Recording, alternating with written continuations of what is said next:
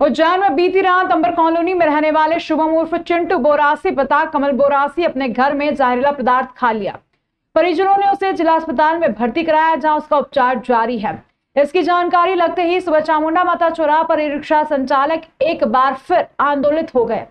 E rickshaw वाहन चालकों ने आरटीओ संतोष मालवी मनमानी का आरोप लगाते हुए कहा कि उनकी मनमानी के कारण ही ड्राइवर ने जहर खाया है। इधर ई रिक्शा ड्राइवर द्वारा जहर खाकर आत्महत्या का प्रयास करने का मैसेज सोशल मीडिया ग्रुप पर वायरल होते ही जिला अस्पताल के बाहर चामुंडा माता चौराहा के सामने विनोद मिल स्थित निर्माणाधीन सड़क के सामने करीब 200 की संख्या में ई रिक्शा सुबह एकत्रित हो गई। सूचना मिलने के बाद देवास गेट व माधवनगर थाने का पुलिस फोर्स यहां पहुंचा। कोतवाली सीएसपी ओपी मिश्रा ने आक्रोशित ड्राइवरों को समझाने का प्रयास किया। बता दें कि महाकाल लोक बनने के बाद उज्जैन में श्रद्धालु प्रतिदिन 1 से 1.5 लाख आ रहे हैं और इसलिए दर्शन करने के लिए बड़ी तादाद में शहर में रिक्शा का संचालन किया जा रहा है। पहले तो यह ई रिक्शा कम थे, लेकिन बाद में बढ़कर शहर में 10,000 से अधिक ई रिक्शा संचालित होने लगे और शहर में जाम की स्थिति बनने लगी। बाद में धीरे धीरे यह ई रिक्शा ट्रैफिक पुलिस से लेकर आरटीओ और आम जनता से लेकर कलेक्टर तक के लिए गले की हड्डी बन गए। शहर की व्यवस्था सुधारने के लिए कुछ दिन पूर्व ही आरटीओ संतोष मालवी ने कलेक्टर नीरज सिंह से निर्देश पर नई योजना बनाते हुए 1 जून से अलग अलग कलर और अलग अलग रूट तय कर दिए, जिससे यातायात बाधित न हो और ई रिक्शा भी शहर में संचालित होते हैं। लेकिन रूट को लेकर ई रिक्शा चालक विरोध दर्ज कराते रहे। इसी दौरान बीती रात रिक्शा संचालक शुभम बोरासी निवासी नजर अली का बाड़ा नानाखेड़ा ने जहर घटक लिया, जिसका जिला अस्पताल में उपचार जारी है।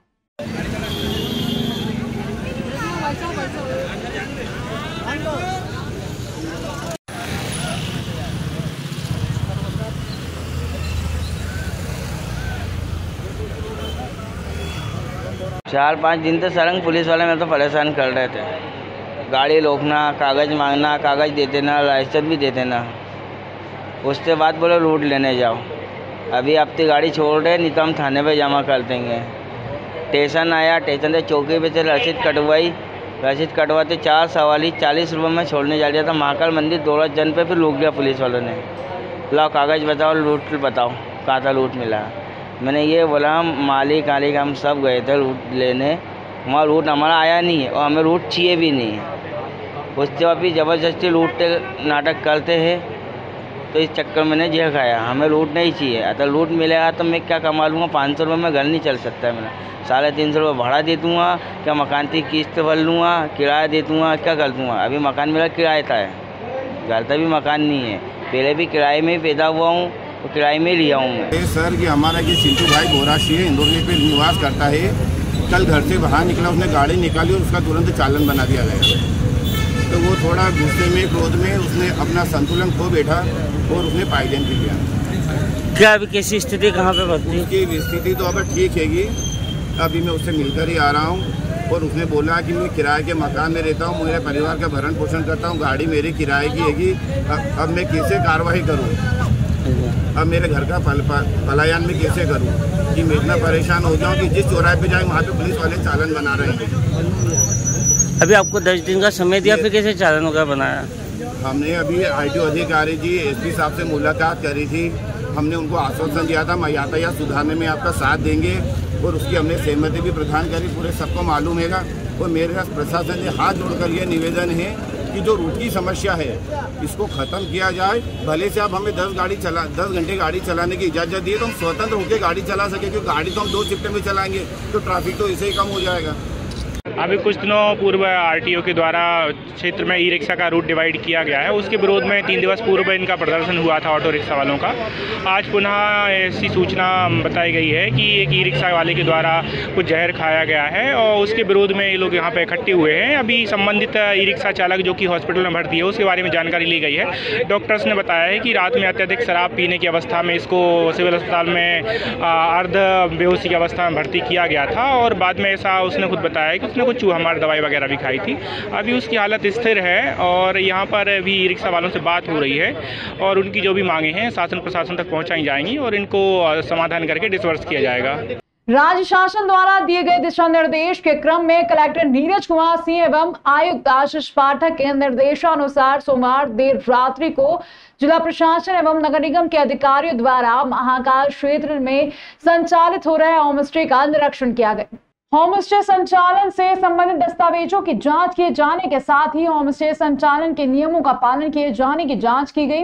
एसडीएम एलएन गर्ग, उपायुक्त मनोज मौर्य, सीएसपी ओम प्रकाश मिश्रा सहित अन्य अधिकारियों द्वारा महाकाल कॉरिडोर के सामने बने होम स्टे होटल साइन एक home stay, best view, Ripon home stay, Hind home stay का निरीक्षण किया गया।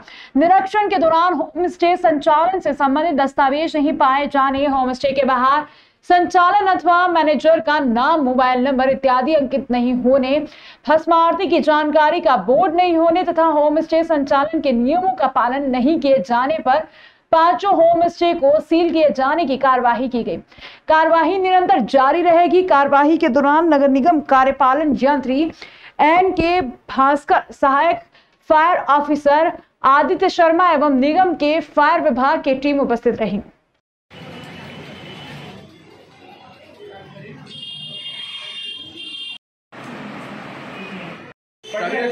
इनकी नाम ले लेना जिस पे एफआईआर करना पड़ेगा, इनको तो फिर आने पड़ेगा यार, मोबाइल नंबर ले लो।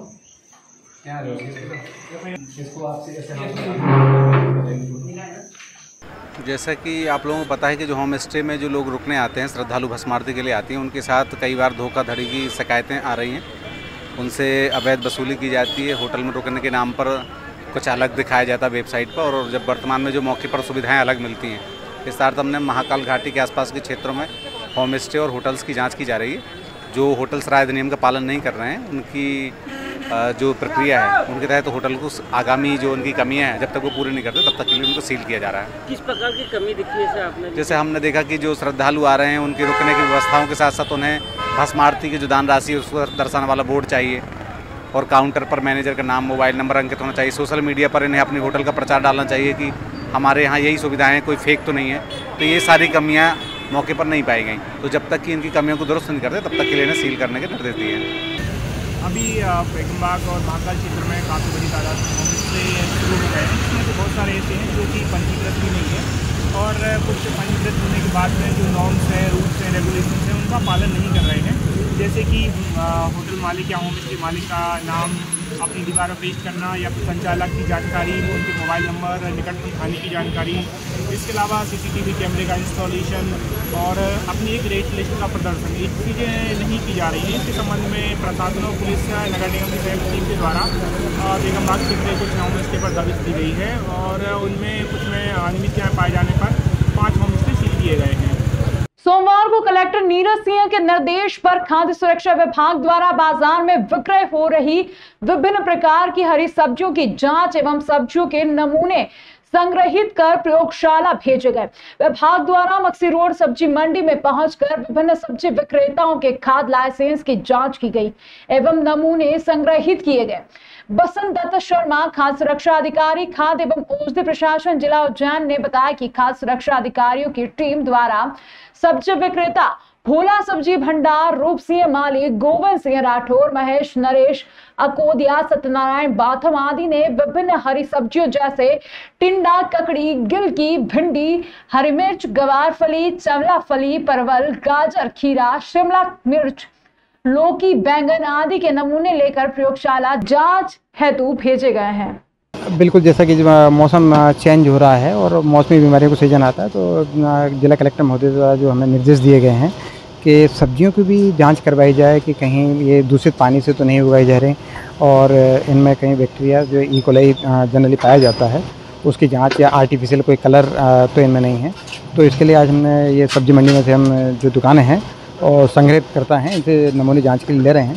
तो जैसा इन्होंने बताया कि कुछ जो सब्जियाँ हैं इनके पास लोकल से आती हैं, और आसपास से गिलकी, लौकी और ये आसपास के गांव से आ रही हैं, और शिमला मिर्च है और खीरा है, टमाटर है, ये सब कुछ इनका कुछ इंदौर से, कुछ राजस्थान से उस तरह आ रहा हुआ है। हरी मिर्च भी जो राजस्थान से आ रही है। तो हम सब के नमूने लेके आज जांच के लिए प्रयोगशाला भेज रहे हैं, और जो रिपोर्ट आएगी उस पर आगामी कार्रवाई करें।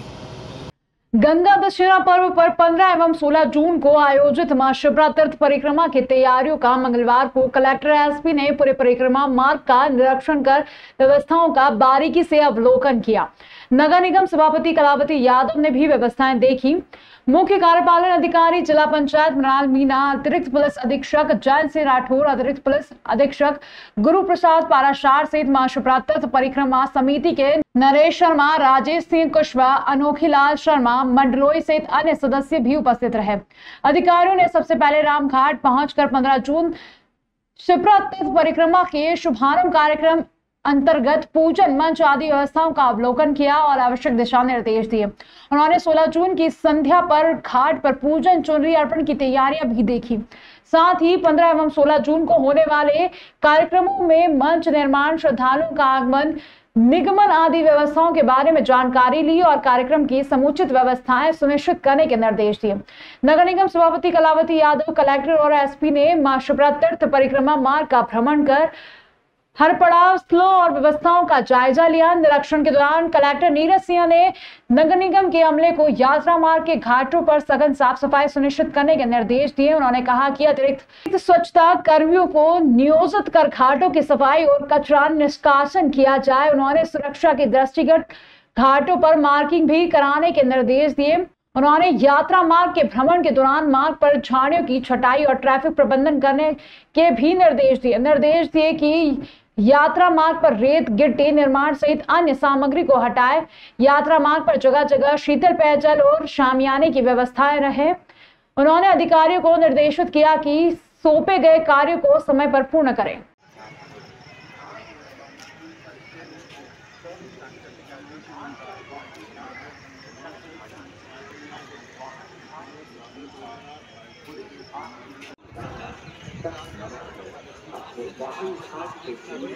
अभी शिप्रा परिक्रमा होनी है और गंगा दशहरा का प्रोग्राम होना है, उसको लेकर के पूरा एक रूट का निरीक्षण किया गया है और वहाँ पर जो आवश्यक व्यवस्थाएं की जाएंगी उसके निर्देश दिए गए हैं। घाटिया तहसील के ग्राम चक्कमेट में सरपंच और सचिव द्वारा सरकारी जमीन से अवैध खनन करने के मामले में कोई कार्यवाही नहीं होने के चलते ग्रामीणों ने कलेक्टर को ज्ञापन सौंपा। 7 दिन में कार्रवाई की मांग की है। शिकायतकर्ता दुलीचंद मारू ने बताया कि घटिया तहसील के सरपंच और सचिव द्वारा शासकीय जमीन पर अवैध उत्खनन करने की शिकायत उज्जैन कलेक्टर को की गई थी, जिसके बाद कलेक्टर ने खनिज विभाग की टीम को भेजा था, जहां से खनिज विभाग की टीम ने घटना स्थल से एक जेसीबी और डंपर जब्त कर भैरूगढ़ थाने में खड़े किए थे। वहीं अवैध खनन के मामले में खनिज विभाग द्वारा 1 करोड़ 61 लाख से अधिक का जुर्माना भी लगाया था, लेकिन घटना के कई दिनों बीत जाने के बाद भी कोई कार्यवाही नहीं होने के चलते आज फिर कलेक्टर को एक बार फिर ज्ञापन सौंपकर राशि वसूलने के साथ कड़ी से कड़ी कार्यवाही करने की मांग की है। साथ ही सरपंच और सचिव के पद से हटाने की मांग की है। शिकायतकर्ता मारू ने बताया कि कलेक्टर से 7 दिन में निराकरण करने की मांग की है। अगर दोषियों पर कड़ी कार्रवाई नहीं हुई तो प्रशासन को जगाने के लिए चक्का जाम और आंदोलन भी करेंगे। ये 1 साल से लंबी शिकायत पड़ी है, अधिकारियों के द्वारा कोई कार्रवाई नहीं की जा रही है। सरपंच सचिव के द्वारा शासकीय भूमि पर अवैध उत्खनन किया गया, जिसका प्रकरण शिकायत के बाद मेरी शिकायत के बाद बना था 1,61,75,250 रुपये का। उसके बावजूद विभाग के द्वारा सरपंच सचिव को न तो पद से हटा गया, ना उनके खिलाफ कोई सख्त कार्रवाई की गई है। और उनके द्वारा डीमार्ट जो फर्म अभी बन रही पी पटेल के पास, उनसे 5,99,000 की उनको रसीद दी गई और वो पैसा भी उन्होंने निजी उपयोग में लिया गया। उसकी शिकायत मेरे द्वारा की गई, उसके बाद उन्होंने वो राशि जमा की गई। इससे ये सिद्ध होता है कि उनके द्वारा षड्यंत्र व धोखाधड़ीपूर्वक राशि हड़पने का प्रयास किया गया। उनको कोई अधिकार नहीं है शासकीय राशि इतने समय तक उपयोग। 7 दिवस में अगर कोई सख्त कार्रवाई नहीं की गई तो चक्का जाम, धरना प्रदर्शन जैसी कार्रवाई मजबूर होकर करना पड़ सकती है। जनहित में सरपंच हीरालाल है, वह एक डमी सरपंच है। उप सरपंच अर्जुन पिता निर्भय सिंह उसका नौकर है और उसके ही सानिध्य में सारे कार्य हो रहे हैं। और उसके द्वारा करोड़ों रुपए की भूमि, गाँव आबादी की भूमि जो कमेड़ में आती है, उसके ऊपर भी अवैध कब्जा कर टीन शेड बनाया गया है गाँव आबादी की शासकीय भूमि पर। अब तक कोई कार्रवाई नहीं हुई, 1 वर्ष हो गया है। मैंने आखिरी अल्टीमेटम कलेक्टर महोदय को दे दिया है कि श्रीमान 7 दिवस में अगर कोई कार्रवाई नहीं होती है तो महिला और ग्रामीणों के द्वारा चक्का जाम प्रदर्शन, धरना प्रदर्शन जैसी स्थिति उत्पन्न हो सकती है।